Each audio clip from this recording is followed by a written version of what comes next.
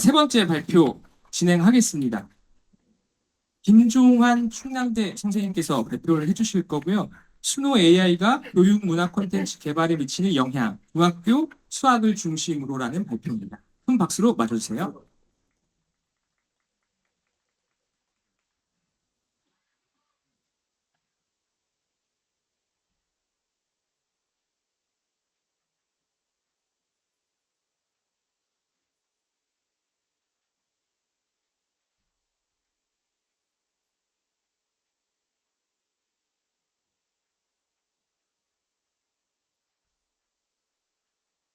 네, 반갑습니다.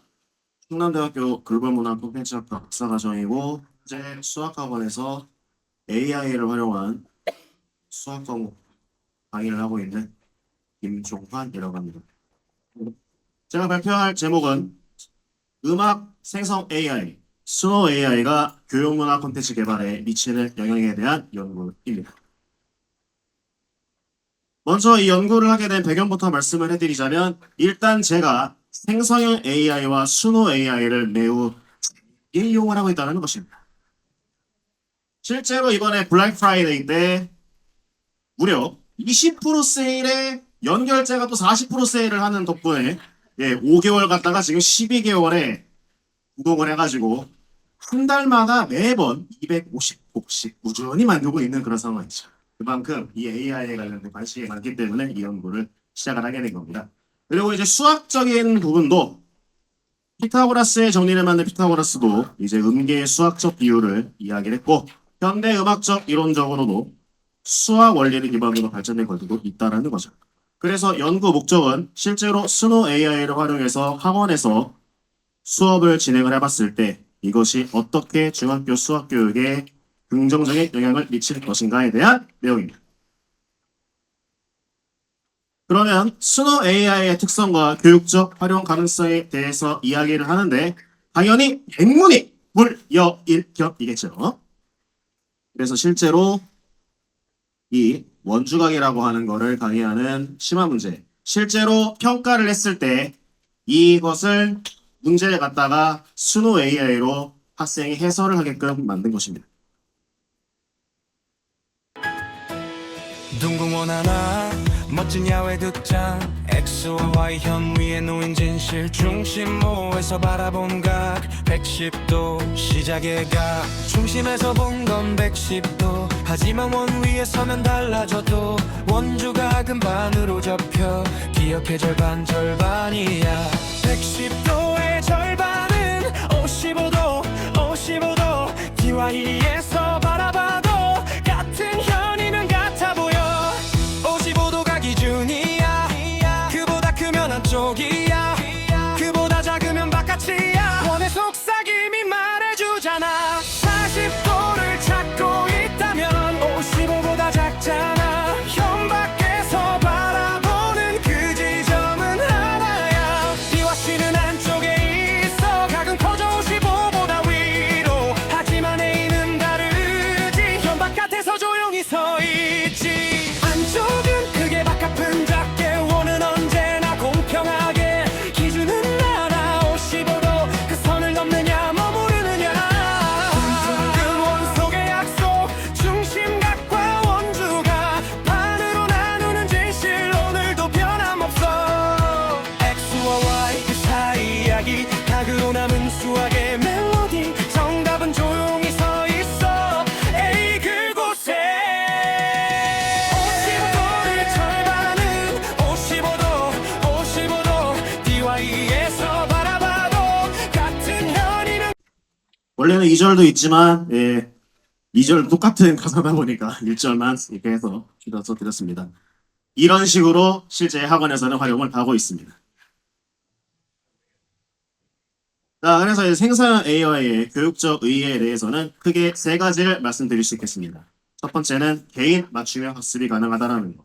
왜냐면은 실제로 학생들이 음악이나 이런 것들을 만든다고 했을 때도 각각의 좋아하는 장르가 다를 것이고 어떻게 표현을 할 것인가에 대한 방식들이 다를 겁니다. 그래서 그 맞춤형으로 배울 수 있는 방식이 있고 그리고 선생님도 강의 판서식으로 그렇게 하는 것뿐만 아니라 선생님들도 실제로 어떤 해설 같은 걸 할 때 음악을 활용을 해서도 할 수 있을 거라고 생각을 하고 그래서 개인 맞춤형 학습과 이어지는 걸로 학생들이 어떤 걸 이렇게 음악으로 설명을 하는 것도 할 때도 이제 창의적인 표현이나 이런 것들이 가능하다라는 거 이게 필요한 거죠. 그러나 이제 중요한 게 리포트 같은 것들을 만들 때 AI 생성 AI를 만들면 상당히 양질의 리포트가 만들어져요. 그런데 이게 결과적으로 AI가 쓴 거기 때문에 검토를 제대로 하지 않으면은 내 거라고 말을 할 수가 없습니다. 그래서 당연히 학원 강에서도 이렇게 생성형 AI를 만들어서 콘텐츠를 만든다 하더라도 실제로 그 AI에 대한 의존을 하는 거는 약간 이 어느 정도 통제를 좀 하고 있죠. 그러니까 가사를 AI로 만들어줘라고 하는 건 절대 쓰지 않게 합니다.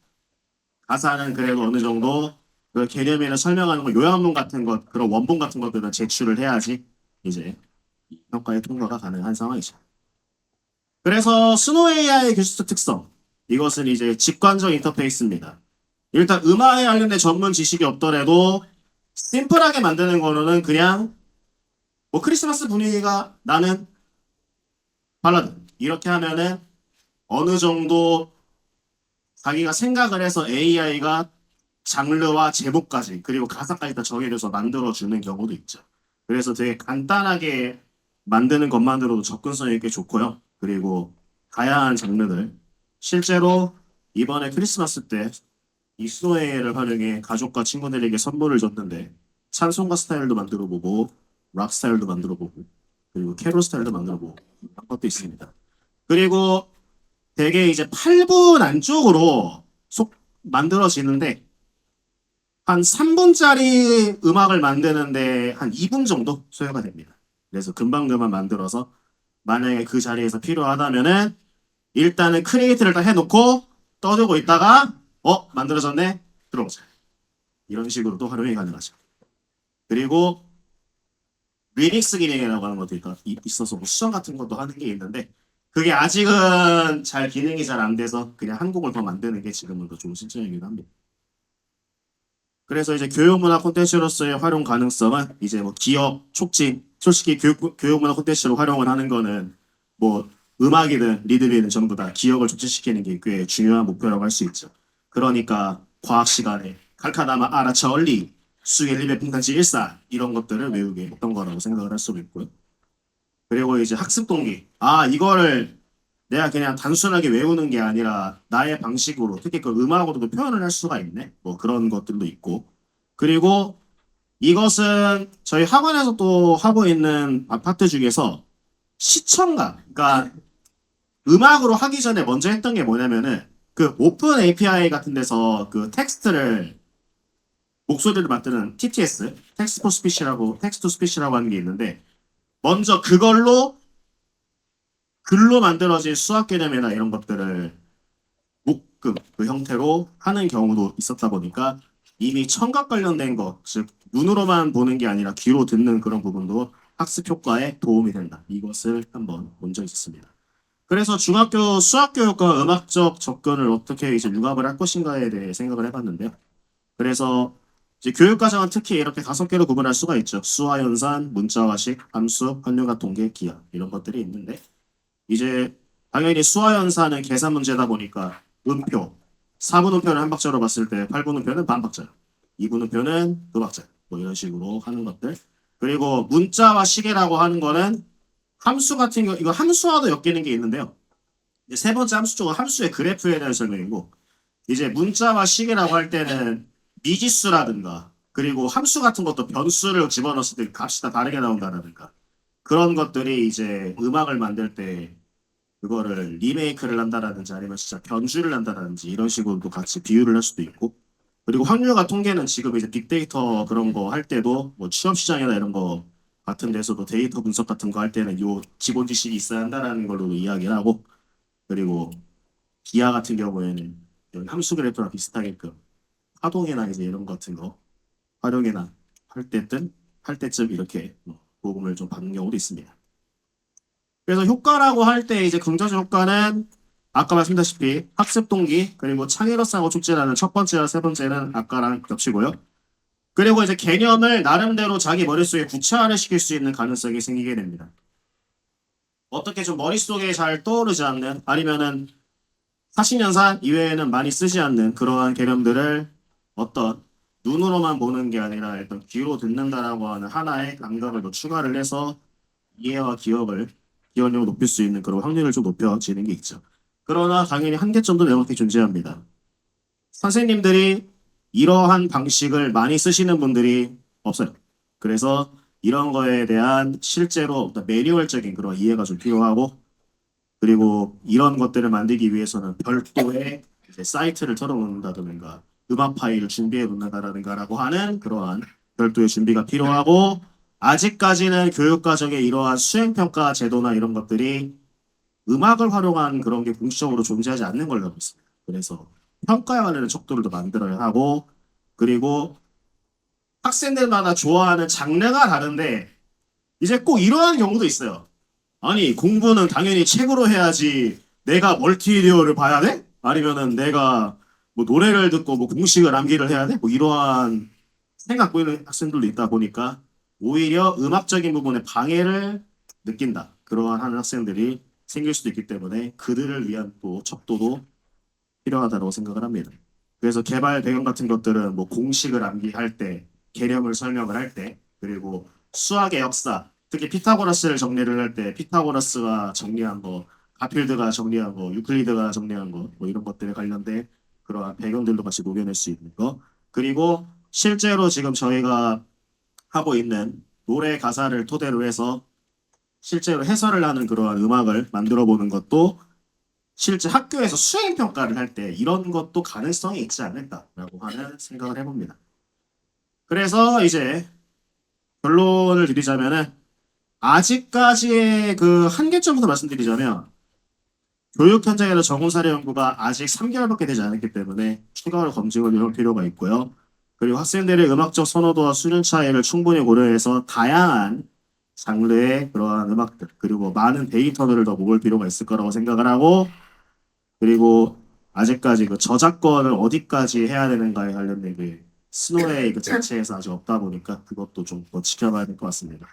그래서 연구 시사점 같은 경우에는 AI 도구를 적극적으로 활용할 수 있다는 거 수학 교육에 그리고 이런 걸 위해서 교사 전문성을 개발해야 되고 능동적인 학생 참여가 필요하고 평가 방법도 그에 맞춰 시킬 필요가 있다라고 하는 거를 말씀드리고 싶습니다. 그래서 향후 연구 방향은 실제 수업실의 연구를 더 하면서 효과를 더 객관적으로 검증을 해보고 어떻게 하면 학생 특성별 요즘에는 MBTI 특성을 또 생각을 하고 있어서 그것마다 접근을 어떻게 해야 될 것인가에 대한 거를 개발 중에 있습니다.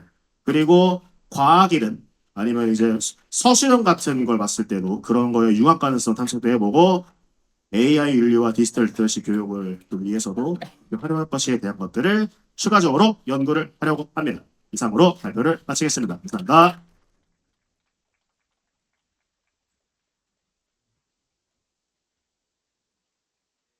잘 들었습니다. 스노 AI를 활용한 음악 콘텐츠를 수학 교육에 있어서 어떻게 활용할 수 있는지 가능성과 또 한계점을 잘 짚어주신 연구였던 것 같습니다. 교육 현장에서 직접 적용한 내용을 사례로 알려주셔서 되게 실증적인 발표이지 않았나. 개인적으로는 저도 예전에 공부할 때 수포자였는데 대표적인 이 프로그램을 만났더라면 선생님을 만났다면 임금대 오지 않아도 되지 않았을까 이런 또 재미난 생각을 해보았습니다. 이 발표에 대해서 논평해 주실 분은 한국외대 이지 선생님이십니다. 네, 큰 박수로 맞아주시면 감사하겠습니다. 안녕하세요. 한국외대 이지입니다. 반갑습니다. 우선 발표 너무 잘 들었습니다. 솔직히 원고를 봤을 때요.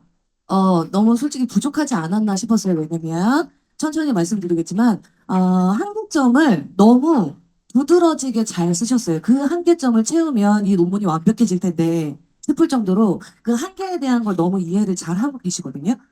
근데 그 한계를 한계점으로 남겨놓고 그냥 원론적인 이야기만 하고 계시다는 게 굉장히 문제였었어요. 근데 일반적으로 노래를 수학에 적용하면 좋아, 외우기 쉬워. 오케이. 그것과 또 하나 다른 제안으로 하셨던 게 조금 어려운 수학적 개념인데 저보다 수학을 잘하실 거예요. 네, 기하나 뭐 함수, 뭐 통계 이런 거를 음의 파동이나 비트 이런 걸로 이제 나눠서 수학 공식에 이제 활용을 하겠다라는 이런 제안을 하셨거든요. 근데 그게 솔직히 생성형 AI로는 풀어갈 수 없는 문제라고 생각을 해요. 왜냐면 이건 다른 문제입니다. 수노에서 보여줄 수 있는 생성형, 그냥 자동으로 만들어주는 이 곡은요, 음의 파동과 이 작곡과는 관련이 없어요.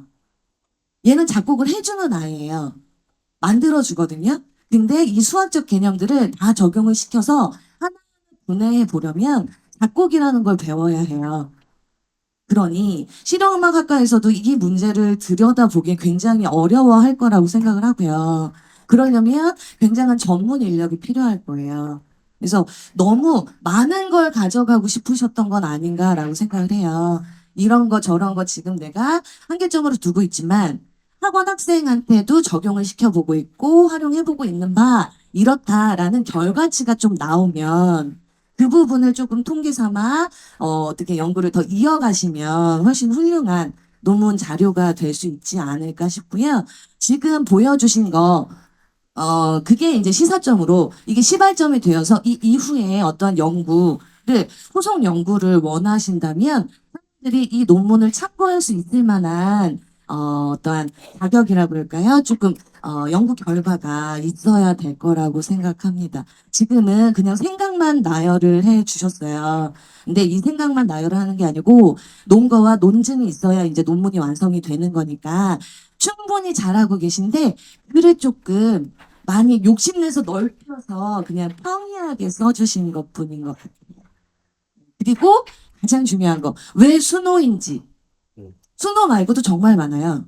예. 자동 작곡 프로그램은 정말 많거든요. 근데 왜 내가 수노에 관심이 있기 때문에 수노가 재밌어서 아니면 어떤 설명이 있으셔야 되겠죠? 그리고 수노를 활용했을 때 그만한 가치가 있더라라는 거를 조금 표현해 주시면 더 좋을 것 같고요. 그리고 내가 지금 중학교 수학을 가르치고 있기 때문에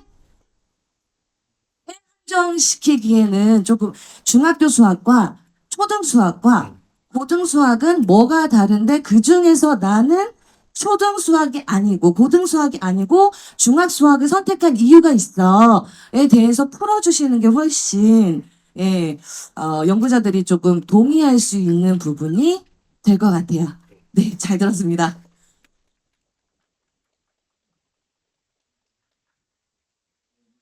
발표자분이 구상하고 있으신 현실 가능성의 문제점을 잘 지적해 주신 것 같고 또 이 글이 더 학술적인 글이 되기 위해서 보완되어야 될 부분들을 아주 잘 짚어주신 논평이었다고 생각합니다. 감사합니다.